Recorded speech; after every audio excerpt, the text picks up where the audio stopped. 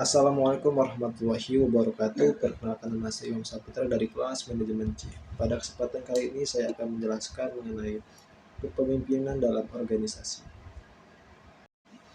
Pengertian kepemimpinan berasal dari kata pimpin, lahir kata kerja memimpin, artinya membimbing atau menuntun, dan kata benda pemimpin yaitu orang yang berfungsi memimpin, membimbing, atau menuntun. Kepemimpinan dalam organisasi adalah suatu proses di mana seorang pemimpin mempengaruhi dan memberikan contoh kepada pengikutnya. Dalam upaya mencapai tujuan organisasi, kepemimpinan dalam organisasi memiliki beberapa pengertian, yaitu kegiatan untuk mempengaruhi perilaku orang lain atau seni mempengaruhi perilaku manusia baik individu maupun kelompok. Suatu pendekatan manajemen di mana setiap pemimpin membantu meningkatkan tujuan strategi bagi organisasi dan memberikan motivasi secara individu dalam kelompok agar semua orang di dalam organisasi berhasil dan melaksanakan tujuan yang diharapkan.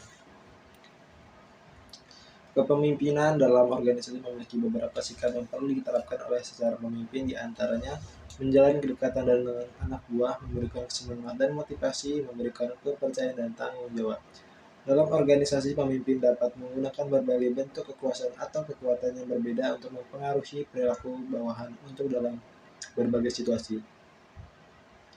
Ada beberapa model kepemimpinan yang tepat dan diterapkan dalam organisasi, seperti model kepemimpinan situasional, model kepemimpinan kontingensi, dan model kepemimpinan efektif. Keterampilan pemimpin ada 3 keterampilan, yaitu yang pertama, keterampilan teknis atau technical skill, menunjukkan bahwa seseorang memiliki pengetahuan dan kemampuan dalam setiap jenis proses atau teknik. Yang kedua, keterampilan insani atau human skill, kemampuan untuk bekerja dengan orang lain secara efektif dan untuk membina kerjasama. Yang ketiga, ada keterampilan konseptual atau conceptual skill. Keterampilan konseptual yaitu kemampuan untuk berpikir dalam istilah yang berkaitan dengan kepercayaan jangka panjang, misalnya kerangka kerja dan model. Yang C, gaya kepemimpinan menurut Lewis, Lippitt, dan Witt ada 3 macam, yaitu otoriter. Seorang pemimpin dalam membuat keputusan tanpa berkonsultasi atau memastikan persetujuan dari pemimpin ke pemimpin, tapi jarang mengalir dari anggota ke anggota. Pemimpin otoriter berusaha untuk meminimkan komunikasi antar kelompok. Yang kedua, demokratis. Partisipatif adalah seorang pemimpin dalam menentukan kebijakan melibatkan anggota kelompok untuk dimintai masukan-masukan, sehingga tugas-tugas pemimpin selain memberikan pengaruh juga mengizinkan sekelompok untuk mengembangkan dan melaksanakan cara yang dikehendaki anggotanya. Pemimpin demokrasi memberikan stimulasi kepada anggota agar timbul pengarahan sendiri, aktualisasi diri. Kemudian yang ketiga, laissez-faire adalah seorang pemimpin dalam menentukan kebijakan untuk memiliki inisiatif untuk mengarahkan atau menyerahkan alternatif tindakan akan, tetapi mengizinkan untuk mengembangkan dan melaksanakan sendiri pekerjaannya. Pemimpin lepas kendali hanya menjawab yang diminta secara khusus. Pemimpin ini hanya sedikit memberikan pendapat kepada kelompok pada saat yang sama. Pemimpin ini tidak akan menghukum anggotanya sehingga ia pun tidak terancam.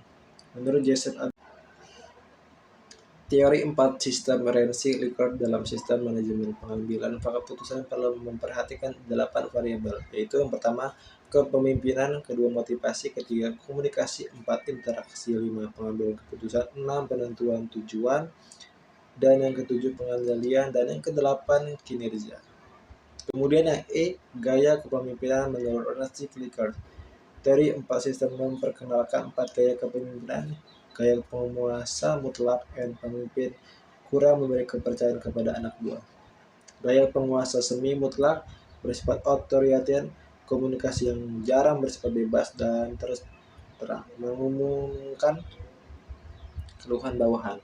Interaksi dilakukan melalui jalur resmi.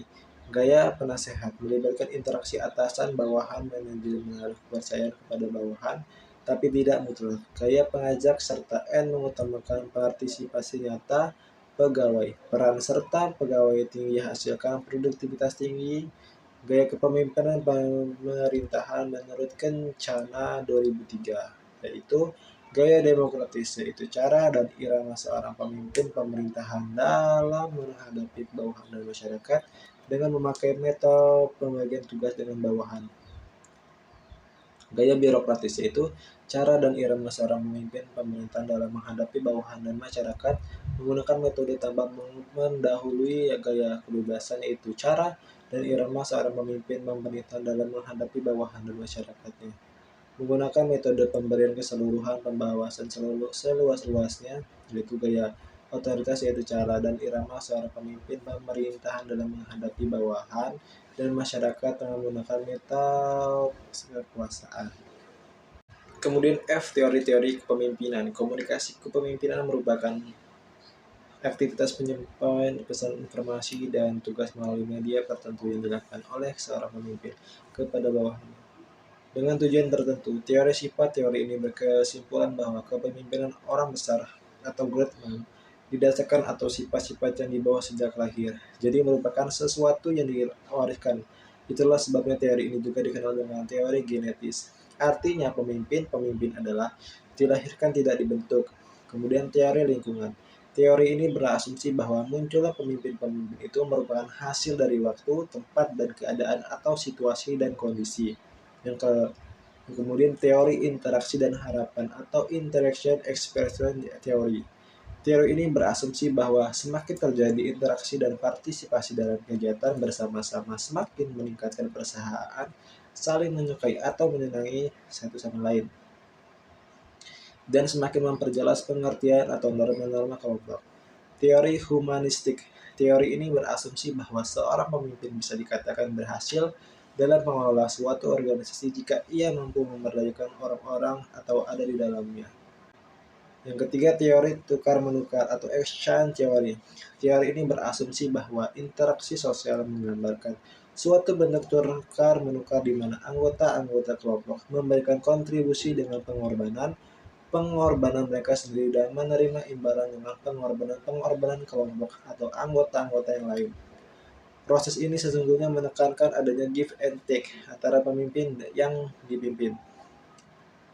Yang keempat, teori kepemimpinan psikoanalisis. Menurut Sigmund Freud, seseorang berperilaku karena ingin memenuhi kebutuhan bahwa sadarnya kebutuhan tersebut bahwa tidak disadari oleh yang bersangkutan. Seorang pemimpin berperilaku tertentu barangkali bukan karena untuk memenuhi kepentingan bawahannya, tetapi barangkali untuk mengkonsumsi keterlibatan frustasi. Misalnya Napoleon Bonaparte, jenderal Prancis mahir perang, dan misal karena beliau dilarang bermain perang-perangan sewaktu kecil. Sekian presentasi dari saya akhiri. Wassalamualaikum warahmatullahi wabarakatuh.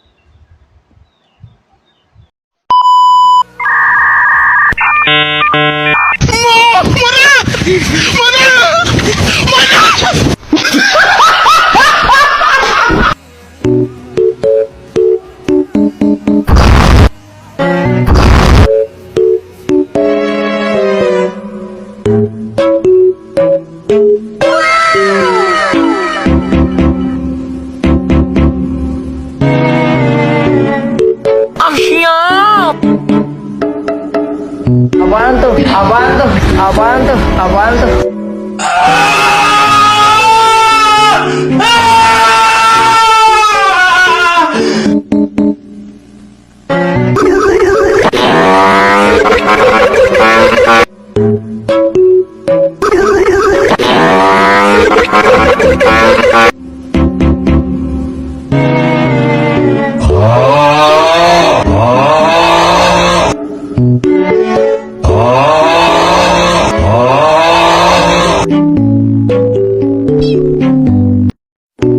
Aku punya ini. Yeah, boy. Anda